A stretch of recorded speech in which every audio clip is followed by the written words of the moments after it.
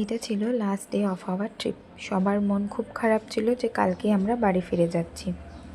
এটা ছিল ক্র্যানসুনিতে। এখানে কায়াকিং করেছে মিমো, আর এখানে অ্যাকোয়াটিকার মতো যেরকম ওয়াটার পার্কে নর্মালি আমরা চান করে থাকি সেখানে ওরকম ব্যবস্থা ছিল। আমি এইসব করিনি, কারণ এমনি আমার এই জলগুলো দেখে মনে হচ্ছে খুব কম ডিপ, বাট অনেকটাই ডিপ ছিল। যদিও ওখানে প্রিকশন অনেক ছিল, অনেক সেফলি ব্যাপারটা মানে চান যারা করবে অনেকটাই প্রোটেকশান নেওয়া ছিল, বাট স্টিল আমি এসব করিনি। কারণ পুরী গেলে মানুষের মুখে ট্যান পড়ে রোদ্দুরে সমুদ্রে চান করার জন্য। আমার এই পাহাড়ে ঘুরে ট্রেকিং করেই মুখের মধ্যে শুধু আমার দাঁতগুলোই দেখা যাচ্ছে, মানে এতটাই ট্যান আমার মুখে পড়ে গেছে। তাই আমি আর আমার স্কিনের সাথে এসব কোনো ঝম্প করতে যাইনি।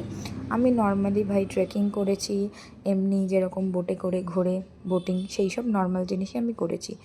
যা সব সাহসের জিনিস সেগুলো মিমো আর মিমোর পাপাই করেছে। এটা ছিল আমাদের লাস্ট স্পট। এখানেও পুরো মেঘে ভর্তি। মেন যে নিচে যে মাউন্টেন্সগুলো সেগুলো দেখা যাচ্ছিল না। অনেক অপেক্ষার পর অল্প একটু মাউন্টেন্স আর ছোট ছোট বাড়ি দেখা গেছে। ক্যামেরায় কতটা বোঝা যাচ্ছে আমি জানি না, এই যে এখন এই টাইমটা। তো ওটা করে যখন আমরা ফাইনালি কিছু দেখতে পেলাম না, আমরা ভাবলাম একটু অন্য দিকে যাই।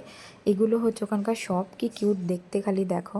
আর ওখানে না গাছ বিক্রি হচ্ছিল খুব কম দামে, 50 রুপিস। বাট সেম আমার বর কিনতে দেয়নি, বললো এখান থেকে এই গাছগুলো যদি আমাদের গরমের জায়গায় নিয়ে যাওয়া হয় এমনি এগুলো মরে যাবে। তো ওই কারণে গাছ আর কিনলাম না। আর এদিক ওদিক ঘুরে আমরা আবার চলে এলাম গাড়ির কাছে।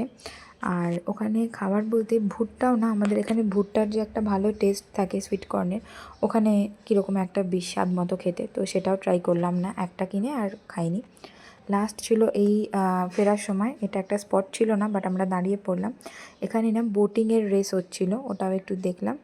আর এখন আমি গরম গরম চা নিয়ে এই ভয়েস ওভারটা দিতে বসেছি আর মেমোরিজগুলো মনে করছি।